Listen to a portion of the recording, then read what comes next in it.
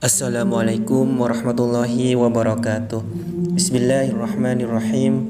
Alhamdulillahilladzi arsala rasulahu bil huda wa dinil haqqi liyudhhirahu 'alal dini kulli walau karihal musyrikun.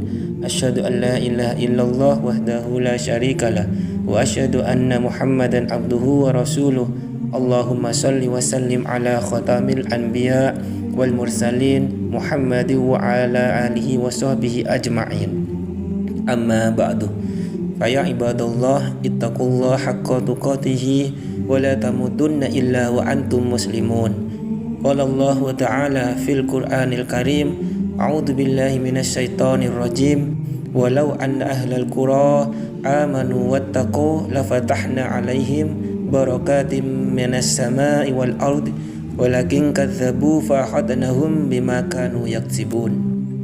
Sahabat sarjana alam rahimakumullah, mari kita memuji kehadirat Allah Subhanahu wa taala yang selalu merahmati dan memberi taufik serta hidayahnya. Salawat serta salam kita panjatkan kepada junjungan kita yakni Nabi Muhammad sallallahu alaihi wasallam, kepada keluarganya, sahabatnya dan semua umatnya. Kehidupan manusia merupakan perjalanan panjang, penuh liku-liku dan melalui tahapan. Berawal dari alam arwah, alam rahim, alam dunia, alam barzakh, sampai pada alam akhirat yang berujung di surga atau neraka. Al-Quran dan Sunnah telah menceritakan setiap fase dari perjalanan panjang manusia itu. Al-Quran diturunkan Allah Subhanahu wa taala kepada Nabi Muhammad sallallahu alaihi wasallam, berfungsi untuk memberikan pedoman bagi umat manusia tentang perjalanan tersebut. Suatu rihlah panjang yang akan dilalui oleh setiap manusia tanpa terkecuali. Manusia yang diciptakan Allah Subhanahu wa taala dari tidak ada menjadi ada akan terus mengalami proses panjang sesuai rencana yang telah ditetapkan Allah Subhanahu wa taala. Saat ini ada dua teori yang menyesatkan orang banyak. Al-Quran dengan tegas membantah teori itu. Pertama, teori yang mengatakan manusia ada dengan sendirinya. Dibantah Al-Quran dengan hujjah yang kuat bahwa manusia ada karena diciptakan oleh Allah Subhanahu wa taala. Kedua, teori yang mengatakan manusia ada dari proses evolusi panjang yang bermula dari bangsa kera kemudian berubah menjadi manusia.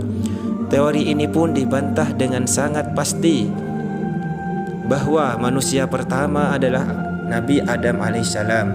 Kemudian selanjutnya anak cucu Adam alaihissalam diciptakan Allah Subhanahu wa taala dari jenis manusia itu sendiri yang berasal dari percampuran antara sperma laki-laki dengan sel telur wanita. Maka lahirlah manusia. Rasulullah sallallahu alaihi wasallam semakin mengokohkan tentang kisah rihlatul insan. Disebutkan dalam beberapa hadisnya, jadilah kamu di dunia seperti orang asing atau orang yang sedang musafir. Hadis riwayat Bukhari. Dalam hadis lain, untuk apa dunia itu bagiku? Aku di dunia tidak lebih dari seorang pengendara yang berteduh di bawah pohon, kemudian pergi dan meninggalkannya. Hadis riwayat At-Tirmidzi. Alam arwah, manusia merupakan makhluk terakhir yang diciptakan Allah setelah sebelumnya Allah telah menciptakan makhluk lain seperti malaikat, jin, bumi, langit dan seisinya. Allah menciptakan manusia seperti dipersiapkan untuk menjadi makhluk yang paling sempurna, karena manusia diciptakan untuk menjadi khalifah, pemimpin di muka bumi dan memakmurkannya. Persiapan pertama, Allah mengambil perjanjian dan kesaksian dari calon manusia, yaitu ruh-ruh manusia yang berada di alam arwah. Allah mengambil sumpah kepada mereka sebagaimana disebutkan dalam Al-Quran, yang artinya, dan ingatlah ketika Tuhanmu mengeluarkan keturunan anak-anak Adam dari sulbi mereka, dan Allah mengambil kesaksian terhadap jiwa mereka, seraya berfirman, bukankah aku ini Tuhanmu? Mereka menjawab, betul, Engkau Tuhan kami. Kami menjadi saksi, kami lakukan yang demikian itu, agar di hari kiamat kamu tidak mengatakan, sesungguhnya kami Bani Adam adalah orang-orang yang lengah terhadap ini, yaitu keesaan Tuhan. Quran Surat Al-A'raf 172. Dengan kesaksian dan perjanjian ini, maka seluruh manusia lahir ke dunia sudah memiliki nilai, yaitu nilai fitrah beriman kepada Allah dan agama yang lurus. Maka hadapkanlah wajahmu dengan lurus kepada agama Allah. Tetaplah atas fitrah Allah yang telah menciptakan manusia menurut fitrah itu. Tidak ada perubahan pada fitrah Allah, agama yang lurus, tetapi kebanyakan manusia tidak mengetahui. Quran Surat Ar-Rum ayat 30. Rasulullah SAW bersabda, setiap anak dilahirkan secara fitrah, maka kedua orang tuanya yang menjadikan Yahudi atau Nasrani atau Majusi. Hadis riwayat Bukhari. Alam rahim, ilah pertama yang akan dilalui manusia adalah kehidupan di alam rahim. 40 hari berupa nutfah, 40 hari berupa alaqah, gumpalan darah, dan 40 hari berupa mudghah, gumpalan daging. Kemudian ditiupkan ruh dan jadilah janin yang sempurna. Setelah kurang lebih 9 bulan, maka lahirlah manusia ke dunia. Allah Subhanahu wa ta'ala berfirman, hai manusia, jika kamu dalam keraguan tentang kebangkitan dari kubur, maka ketahuilah sesungguhnya kami telah menjadikan kamu dari tanah, kemudian dari setetes mani, kemudian dari segumpal darah, kemudian dari segumpal daging yang sempurna kejadiannya dan yang tidak sempurna, agar kami jelaskan kepada kamu dan kami tetapkan dalam rahim apa yang kami kehendaki sampai waktu yang sudah ditentukan. Kemudian kami keluarkan kamu sebagai bayi, kemudian dengan berangsur-angsur kamu sampailah kepada kedewasaan. Quran Surat Al-Hajj ayat 5. Rasulullah SAW bersabda, sesungguhnya seseorang dari kalian dikumpulkan penciptaannya di perut ibunya 40 hari nutfah, kemudian alaqah selama hari yang sama, kemudian mudghah selama hari yang sama, kemudian diutus baginya malaikat untuk meniupkan ruh dan ditetapkan 4 kalimat: ketetapan rizki, ajal, amal, dan sengsara atau bahagia. Hadis riwayat Bukhari dan Muslim. Seluruh manusia di dunia apapun kondisi sosialnya diingatkan tentang awal kejadiannya yang berasal dari benda yang hina, yaitu sperma lelaki dan sel telur wanita. Manusia sebelumnya belum dikenal, belum memiliki kemuliaan dan kehormatan. Lalu apakah manusia akan bangga dan sombong dengan kondisi sosial yang dialami sekarang jika mengetahui asal muasal mereka? Setelah mencapai 6 bulan sampai 9 bulan dan persyaratan untuk hidup normal sudah lengkap seperti indera, akal, dan hati, maka lahirlah manusia ke dunia dalam keadaan telanjang, belum bisa dan tidak memiliki apapun. Alam dunia. Di dunia perjalanan manusia melalui proses panjang, dari mulai bayi yang hanya minum air susu ibu lalu menjadi anak-anak, remaja dan balik, selanjutnya menjadi dewasa, tua, dan diakhiri dengan meninggal. Proses ini tidak berjalan sama antara satu orang dengan yang lainnya. Kematian akan datang kapan saja, menjemput manusia dan tidak mengenal usia. Sebagian meninggal saat masih bayi, saat masa anak-anak sudah remaja dan dewasa. Sebagian lainnya ketika sudah tua. Di dunia inilah manusia bersama dengan jin mendapat taklif tugas dari Allah, yaitu ibadah, dan dalam menjalani taklifnya di dunia, manusia dibatasi oleh 4 dimensi. Yang pertama, dimensi tempat, yaitu bumi sebagai tempat beribadah. Dimensi waktu, yaitu umur sebagai sebuah kesempatan atau target waktu beribadah. Dimensi potensi diri sebagai modal dalam beribadah. Dan dimensi pedoman hidup, yaitu ajaran Islam yang menjadi landasan amal. Allah Subhanahu wa ta'ala telah melengkapi manusia dengan perangkat pedoman hidup agar dalam menjalani hidupnya di muka bumi tidak tersesat. Allah telah mengutus Rasul-Nya menurunkan wahyu Al-Quran dan hadis sebagai penjelas agar manusia dapat mengaplikasikan pedoman itu secara jelas tanpa keraguan. Sayangnya, banyak yang menolak dan ingkar terhadap pedoman hidup tersebut. Banyak manusia lebih memperturutkan hawa nafsunya ketimbang menjadikan Al-Quran sebagai petunjuk hidup. Akhirnya mereka sesat dan menyesatkan. Maka Orang yang bijak adalah orang yang senantiasa mengukur keterbatasan dirinya untuk sebuah produktivitas yang tinggi dan hasil yang membahagiakan. Orang-orang yang beriman adalah orang-orang yang senantiasa sadar bahwa hidupnya adalah karya dan amal soleh. Kehidupannya di dunia sangat terbatas, tidak menyia-nyiakannya untuk hal yang sepele, apalagi perbuatan yang dibenci, makruh dan haram. Dunia dengan segala kesenangannya merupakan tempat ujian bagi manusia. Apakah yang dimakan, dipakai, dan dinikmati sesuai dengan aturan Allah Subhanahu wa Ta'ala, atau menyimpang dari ajarannya? Apakah segala fasilitas yang diperoleh manusia dimanfaatkan sesuai perintah Allah atau tidak? Dunia merupakan medan ujian bagi manusia, bukan medan untuk pemuas kesenangan sesaat. Rasulullah SAW memberikan contoh bagaimana hidup di dunia. Ibnu Mas'ud menceritakan bahwa Rasulullah SAW tidur di atas tikar, ketika bangun ada bekasnya. Maka kami bertanya, wahai Rasulullah, bagaimana kalau kami sediakan untukmu kasur? Rasulullah SAW bersabda, untuk apa kesenangan di dunia itu? Hidup saya di dunia seperti seorang pengendara yang berteduh di bawah pohon, kemudian pergi dan meninggalkannya. Hadis riwayat At-Tirmidzi. Perjalanan hidup manusia di dunia akan berakhir dengan kematian. Semuanya akan mati, apakah itu pahlawan ataukah selebriti, orang beriman atau kafir, pemimpin atau rakyat, kaya atau miskin, tua atau muda, lelaki atau perempuan. Mereka akan meninggalkan segala sesuatu yang telah dikumpulkannya. Semua yang dikumpulkan oleh manusia tidak akan berguna kecuali amal solehnya berupa sedekah yang mengalir, ilmu yang bermanfaat, dan anak yang soleh. Kematian adalah penghancur kelesatan dan gemerlapnya kehidupan dunia. Kematian bukanlah akhir kesudahan manusia, bukan pula tempat istirahat yang panjang, tetapi kematian adalah akhir dari kehidupannya di dunia dengan segala yang telah dipersembahkannya dari amal perbuatan untuk kemudian melakukan rihlah atau perjalanan hidup berikutnya.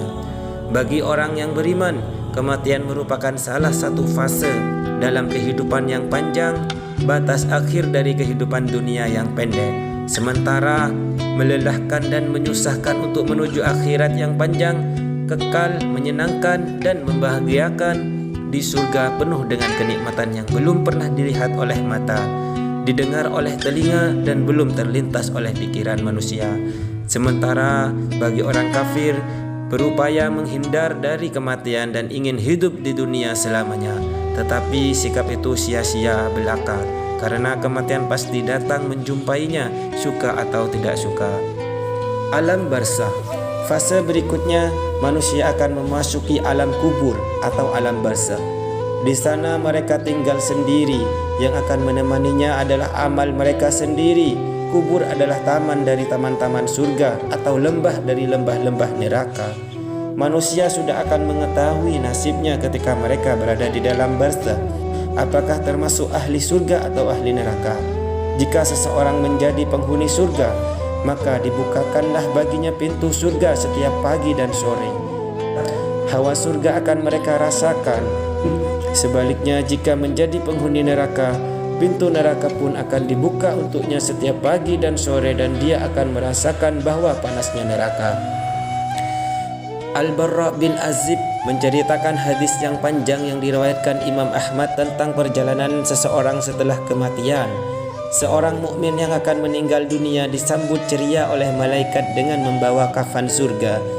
Kemudian datang malaikat maut duduk di atas kepalanya dan memerintahkan ruh yang baik untuk keluar dari jasadnya. Selanjutnya disambut oleh malaikat dan ditempatkan di kain kafan surga dan diangkat ke langit. Penduduk langit dari kalangan malaikat menyambutnya sampai di langit terakhir bertemu Allah dan memerintahkan pada malaikat, catatlah kitab hambaku ke dalam Illiyin dan kembalikan ke dunia.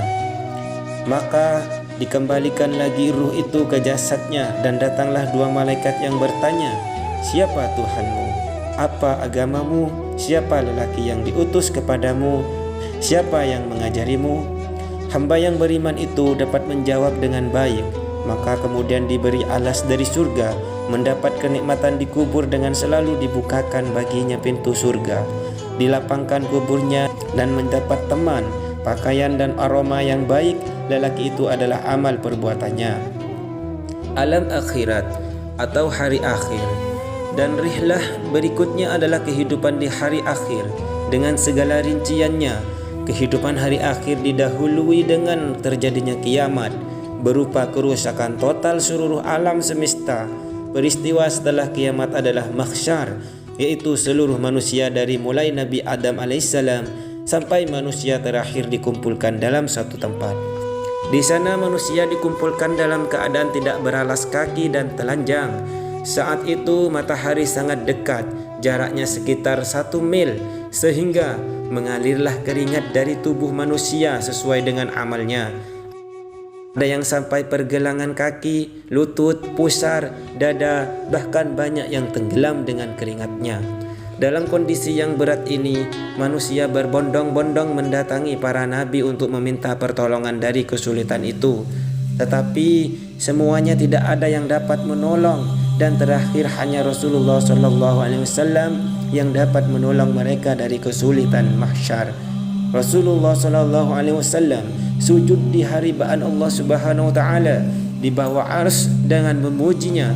Kemudian Allah Subhanahu Wa Taala berfirman, tegakkan kepalamu, mintalah niscaya dikabulkan, mintalah syafaat, pasti diberikan. Kemudian Rasulullah SAW mengangkat kepalanya dan berkata, Ya Rabb, umatku, dan kabulkanlah pertolongan tersebut dan selesaikan mahsyar untuk kemudian melalui proses berikutnya. Peristiwa berikutnya adalah hisab, perhitungan amal, dan mizan timbangan amal bagi manusia. Ada yang mendapatkan proses hisab dengan cara susah karena dilakukan dengan sangat teliti, dan sebagian yang lain mendapatkan hisab yang mudah. Sebagian kecil dari orang beriman bebas hisab. Di antara pertanyaan yang akan diberikan pada manusia di hari hisab terkait dengan masalah prinsip dalam hidupnya. Rasulullah SAW bersabda, tidak akan melangkah kaki anak Adam di hari kiamat sehingga ditanya 5 hal di sisi Allah. Tentang umurnya untuk apa dihabiskan, tentang masa mudanya untuk apa digunakan, tentang hartanya dari mana mencarinya, dan kemana menginfakkannya, dan apa yang diamalkan dari ilmunya. Hadis riwayat At-Tirmidzi. Di masa ini dilakukan proses kisos, orang yang dizalimi mengkisos orang yang menzalimi. Kejadian selanjutnya manusia harus melalui sirat, yaitu sebuah jembatan yang sangat tipis dan mengerikan. Karena di bawahnya neraka jahanam. Semua manusia akan melewati jembatan ini dari mulai yang awal sampai akhir. Sirat ini lebih tipis dari rambut, lebih tajam dari pedang. Kemampuan manusia melewati jembatan itu sesuai dengan amalnya di dunia. Ada yang lewat dengan cepat seperti kecepatan kilat, ada yang lewat seperti kecepatan angin, ada yang lewat seperti kecepatan burung. Tetapi banyak juga yang berjalan merangkak. Bahkan mayoritas manusia jatuh ke neraka jahanam. Bagi orang-orang yang beriman akan minum telaga Rasulullah SAW yang disebut Al-Kautsar. Rasulullah SAW bersabda, telagaku seluas perjalanan sebulan, airnya lebih putih dari susu, aromanya lebih wangi dari misik, dan gayungnya sebanyak bintang di langit. Siapa yang meminumnya maka tidak akan pernah haus selamanya. Surga dan neraka. Pada fase yang terakhir dari rihlah manusia di hari akhir adalah sebagian mereka masuk surga dan sebagian masuk neraka. Surga tempat orang-orang bertakwa dan neraka tempat orang-orang kafir. Kedua tempat tersebut sekarang sudah ada dan disediakan. Bahkan surga sudah rindu pada penghuninya untuk siap menyambut dengan sebaik-baiknya. Neraka pun sudah rindu dengan penghuninya dan siap menyambut dengan hidangan neraka. Al-Quran dan Sunnah telah menceritakan surga dan neraka secara detail. Penyebutan ini agar menjadi pelajaran bagi kehidupan manusia tentang persinggahan akhir yang akan mereka diami. Orang-orang kafir dan orang-orang musyrik, jika meninggal dunia tidak bertobat, maka tempatnya adalah neraka. Neraka yang penuh dengan siksaan, percikan apinya jika ditaruh di dunia adalah membakar semua penghuni dunia. Minuman penghuni neraka adalah nanah dan makanannya zakum. buah berduri. Manusia di sana tidak hidup karena penderitaan yang luar biasa, dan juga tidak mati karena jika mati akan hilang penderitaannya. Di neraka manusia itu kekal abadi. Orang-orang beriman akan mendapatkan surga dan kain sutra karena kesabaran mereka. Dalam surga mereka duduk bersandar di atas dipan, tidak merasakan panas, teriknya matahari, dan dingin yang sangat. Mereka dinaungi pohon-pohon surga dan buahnya sangat mudah untuk dipetik. Mereka juga mendapatkan bejana-bejana dari perak dan piala-piala minuman yang sangat bening. Mereka akan minum minuman surga yang rasanya sangat nikmat seperti minuman jahe yang didatangkan dari mata air surga bernama salsabila.